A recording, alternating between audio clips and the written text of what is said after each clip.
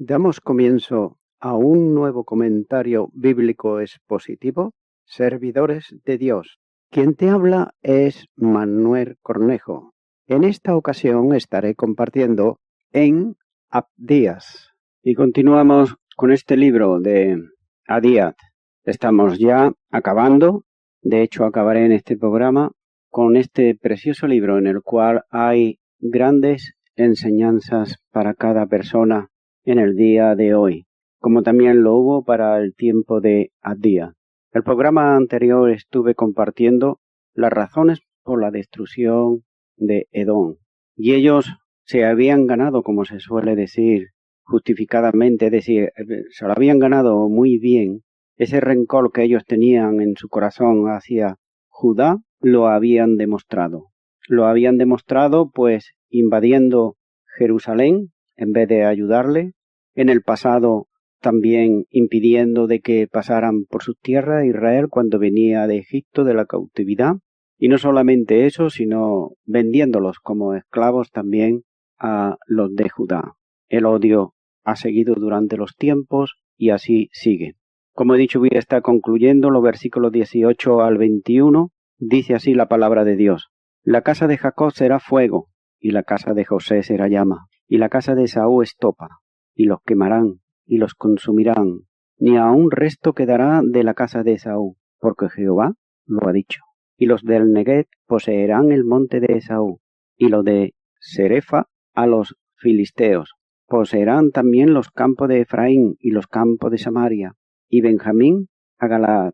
Y los cautivos de este ejército de los hijos de Israel poseerán lo que los cananeos hasta Serepta. Y los cautivos de Jerusalén que están en Sefarat poseerán la tierra de Neguev, y subirán salvadores al monte de Sión, para juzgar al monte de Esaú, y el reino será de Jehová.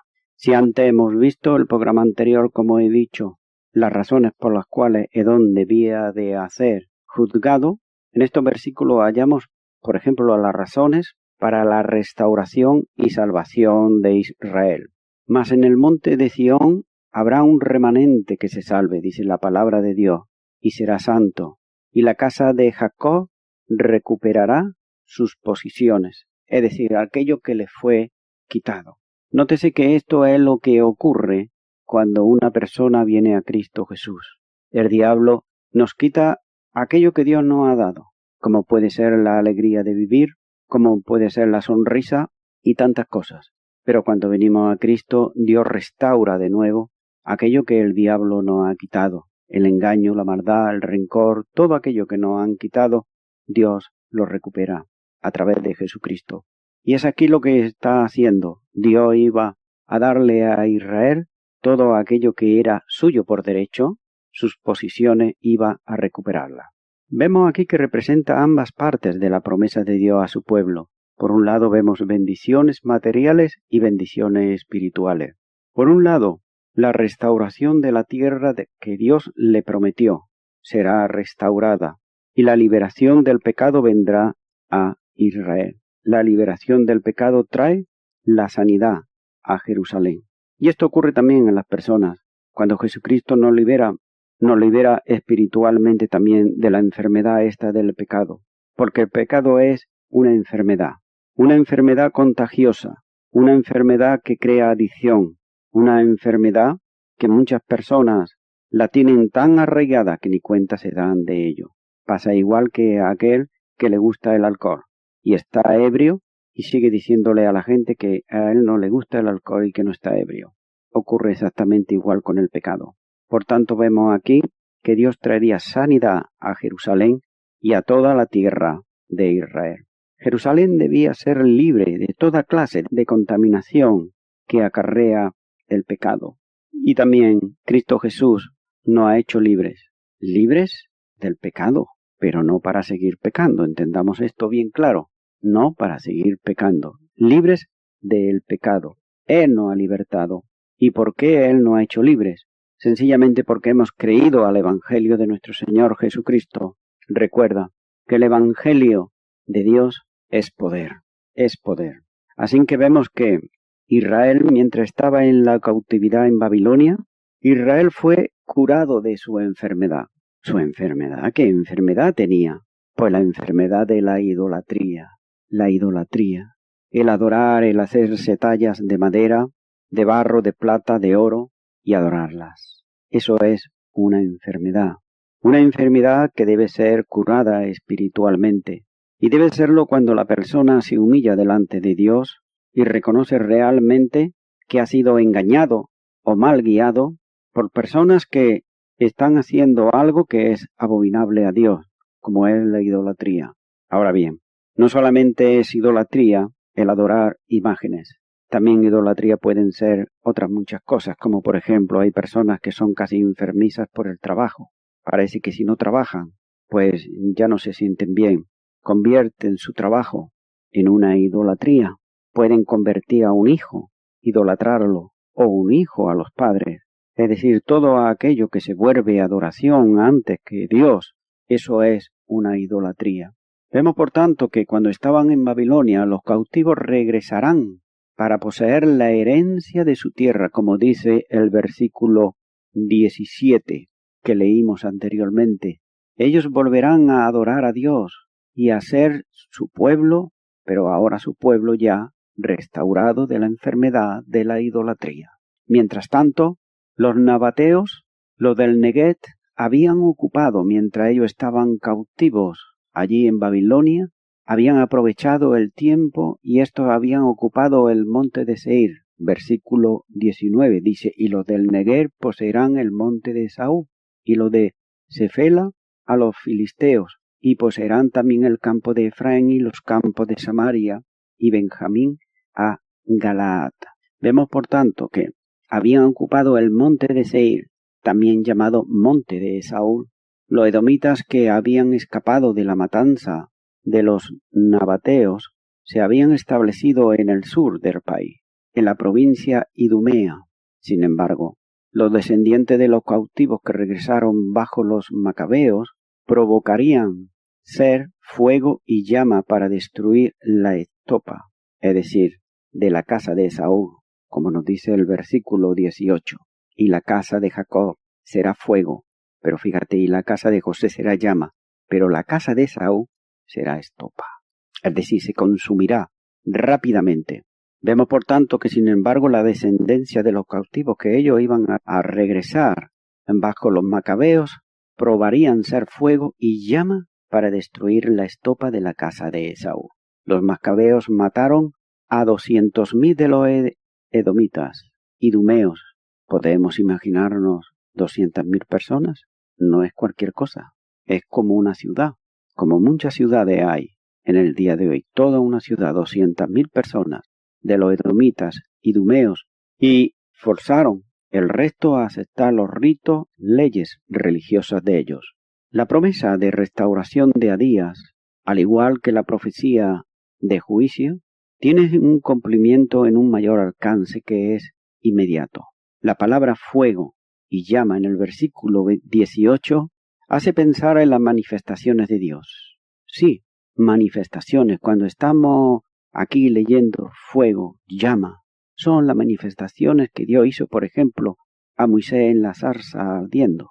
Vemos la manifestación en la columna de fuego que guió a los israelitas en el desierto, cuando salían de Egipto. Vemos también esas llamas de fuego en las lenguas del fuego de Pentecostés. El fuego habla de la gloria de Dios, pero también de su juicio. Porque la palabra de Dios nos dice en Hebreos 12:29, porque nuestro Dios es fuego consumidor. Hay dos clases de fuego que Dios puede mandar. Uno es el fuego consumidor que hemos visto aquí en Hebreos 12:29, pero también hay otra clase de fuego que es el purificador, es decir, un fuego de bendición, de restauración, que era lo que iba a traer aquí sobre Israel. Desde los tiempos apostólicos, libertadores llenos del fuego de Dios han ido al Israel espiritual, al monte de Sión. ¿Y han ido a qué? A combatir no a personas, sino a aquel que está instigando continuamente a que las almas sean idólatras. Es por eso que personas llenas del fuego de Dios han ido a Israel, concretamente al monte de Sión, a combatir al mismísimo Satanás y liberar a los cautivos del monte de Saúl y llevarlos a la seguridad de la montaña de Dios. Hebreos 12, 22 y 23 dice: sino que os habéis acercado al monte de Sión, a la ciudad de Dios vivo, Jerusalén, la celestial, a la compañía de muchos millares de ángeles, a la congregación de los primogénitos que están inscritos en los cielos, a Dios, el juez de todos, a los espíritus de los justos hechos perfectos. Ahora bien, ¿por quién somos hechos perfectos?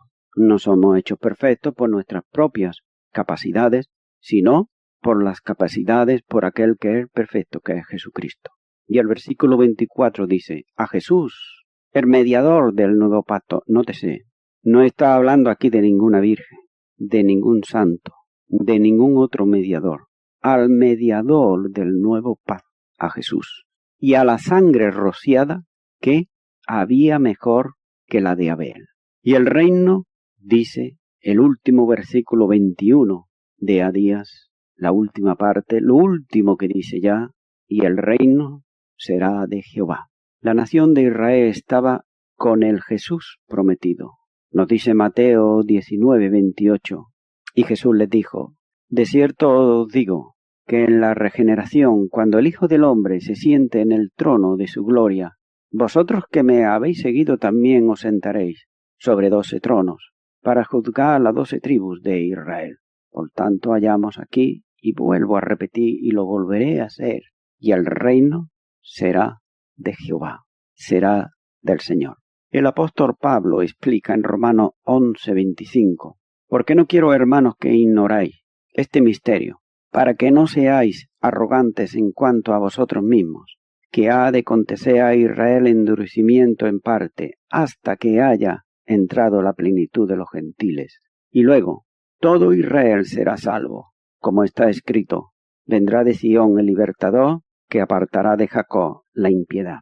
Notamos aquí que Dios no ha desechado a su pueblo. Sin embargo, hay sectas por ahí, muy famosas, llamadas testigos de Jehová. Recordemos que en el Nuevo Testamento no hay testigos de Jehová, sino hay testigos de Cristo, que dicen que son ellos, precisamente, ese pueblo, y que son ellos los elegidos, mientras que Romanos 11 lo ignora. Sin embargo, la palabra de Dios es bien clara.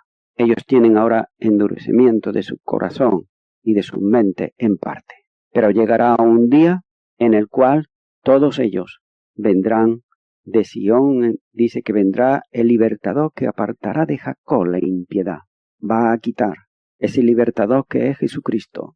Va a quitar esa dureza y ellos van a ser restaurados. Juan dice en Apocalipsis 1:7: he aquí que viene con las nubes, y todo ojo le verá, y los que le traspasaron, y todos los linajes de la tierra harán lamentación por él. Sí, amén. Adías cierra el versículo 21 proclamando: y el reino será de Jehová. Adías presenta un contraste entre el monte de Saúl y el monte de Sión. Por ejemplo, el monte de Saúl había poder, había riquezas, había amigos, amistades, había posición, había sabiduría humana. Sin embargo, el monte de Sión había Dios viviendo entre su pueblo. El monte de Saúl había ego, había pecado, tinieblas, derrota y muerte. El monte de Sión hay Dios, santidad, servicio, victoria, vida. Cualquier persona sabia, ¿qué monte cogería? Pienso que sin dudar alguna, el monte de Sión, el monte de Dios.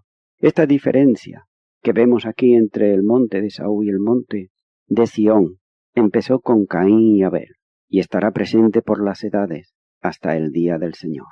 Hay un pensamiento y una reflexión, y este estudio nos lleva a una reflexión: ¿en qué monte estoy yo? ¿En cuál monte? No puedo estar ni en uno ni en otro, aunque hay personas que, hay incluso hasta que tienen 4 y 5 religiones por estar bien con todos, pensando que así van a agradar a Dios. Pero eso es un grave error y una gran equivocación. Sin embargo, aquí nos dice que hay un monte, el de Esaú, y otro monte, el de Sión.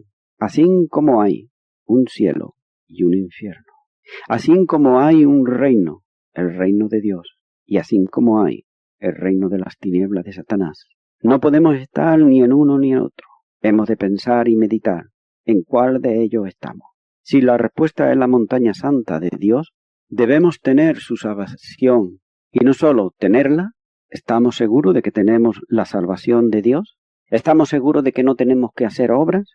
La palabra de Dios nos muestra bien claro que la salvación no es por obras, nos dice en Efesios 2:8, para que nadie se gloríe, sino que es por medio de Jesucristo, por la obra que Él hizo, para que nosotros no nos gastemos. Es por eso que el hombre muchas veces empieza bien, empieza por lo espiritual, pero acaba con las obras. Sin embargo, la obra que hizo Jesucristo en la cruz del Calvario es una obra perfecta, que la hizo una vez y para todas, y que no hay que añadirle absolutamente nada. Por tanto, si estamos seguros de nuestra salvación, hemos de estar seguros y de tenerla. Y no solamente de tenerla, sino lo más importante, de vivirla de una manera práctica. Aún Dios sigue viviendo entre su pueblo, y lo hace a través de su Espíritu Santo.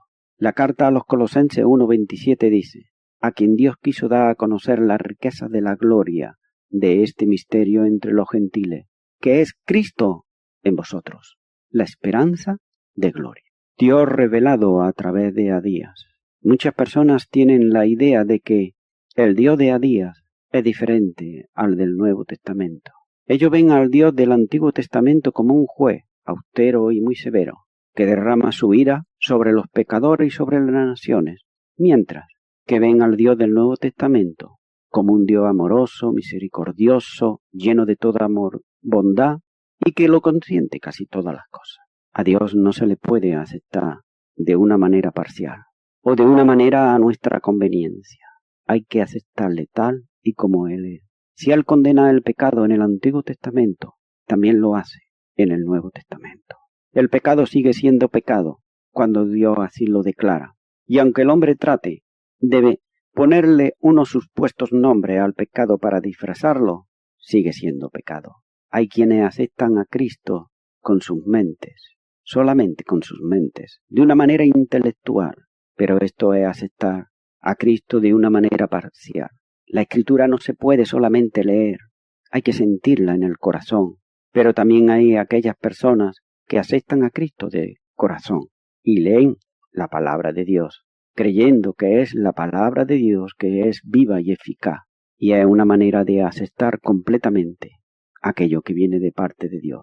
Hay muchos que les gusta oír más predicaciones de promesas que de mandatos. Son aquellos que no quieren comprometerse con nada ni con Dios. Hay aquellos que les gusta oír del cielo más que del infierno, aunque ambos son reales. Hay muchos que les gusta hablar o oír del amor, la misericordia, el perdón y la bondad de Dios, pero no del juicio de Dios. Sin embargo, Dios es amor, pero también Dios es justicia. Y quiero ir concluyendo ya con este libro de Adías y también con este programa. La raíz del orgullo lo hallamos en el mismo Satanás. El querer ser igual a Dios, el menosprecio hacia los demás, el creerse mejor en todo, el aplicar la sabiduría humana en todo, la enemistad entre hermanos. Estos son dardos que Satanás lanza hoy sobre el pueblo de Dios, tanto antes como ahora. Siempre dio oportunidades Dios para el arrepentimiento, tanto a las naciones como a las personas individualmente. Y recuerda esto, quizás los contemporáneos de Adías, los edomitas, no se tomaron en serio esta profecía, porque si se la hubieran tomado, se hubieran arrepentido. Pero recuerda lo que dice al final, el reino será de Jehová. Dios tiene absolutamente control de todas las cosas, aunque a nosotros nos parezca que no. Y Dios tiene un tiempo para cada cosa, y Dios juzgará todas las cosas. ¿Piensas acaso que Dios no va a juzgar a aquellas personas que abortan, que matan niños inocentes? Claro que lo hará, igual que juzgará a aquellos que matan, aquellos que roban, aquellos que adulteran, aquellos que son idólatras. Y hay una lista larga ahí, en la cual el hombre, si es humilde, debe de arrepentirse hacia Dios. Dios no quiere la muerte del ser humano, sino todo lo contrario. Dios, cuando creó al hombre, le dio vida y vida eterna. Pero en el momento que Adán pecó, Dios le dijo, antes de que pecara, que si le desobedecía, moriría. Naturalmente él desobedeció. Y bueno, podía pensar, no me ha pasado nada, no he muerto, no me ha pasado nada. Pero hubo algo que fue inminente, la separación de Dios. Hubo algo que luego fue en el transcurso de los años. Ellos notaban que iban envejeciendo.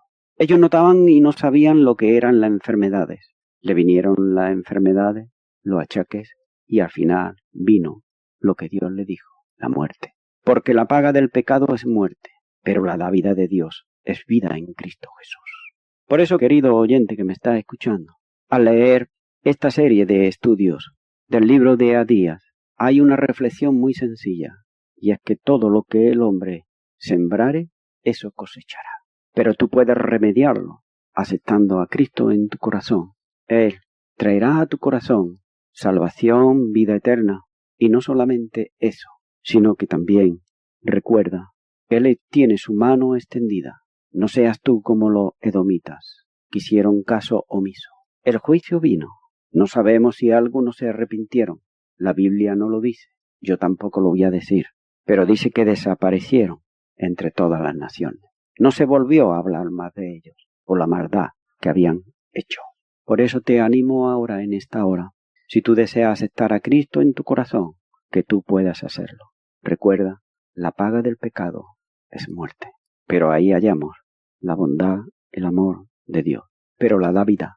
Lo que Dios te da, lo que Dios te ofrece, es vida en Cristo Jesús. ¿Quieres tú aceptar esa vida? Si es así que tú quieres aceptarla, solo tienes que repetir conmigo una muy sencilla oración y decir, Señor Jesús, me arrepiento de todos mis pecados, te confieso que soy un pecador, me humillo delante de ti, te ruego que tú me perdones, entra a mi corazón y dame esa salvación y esa vida que tú prometes. Yo te prometo servirte todos los días de mi vida y darte a ti todo mi ser, cuerpo, alma y espíritu. Y te doy gracias, oh Dios, en el nombre de tu Hijo Jesucristo. Amén. Amigo y amiga oyente, si tú has hecho esta oración de corazón, te recomiendo que comiences a orar a Dios, en primer lugar, en el nombre del Señor Jesucristo. Orar a Dios no es rezar, sino que es hablar con una persona. También te recomiendo que leas la palabra de Dios y lo hagas a diario. Comienza, por ejemplo, con el Nuevo Testamento. Y también, por último, te recomiendo que para que puedas crecer espiritualmente, te congregues en una iglesia cristiano-evangélica, donde se predique, se enseñe y se practique la sana doctrina y la palabra de Dios. Congrégate ahí y con el tiempo podrás crecer espiritualmente y también servir al Señor Jesucristo. Que Dios te bendiga. Y a toda la audiencia, nuevamente ya me estoy despidiendo de todos ustedes y será hasta el próximo programa. Que Dios os bendiga a todos.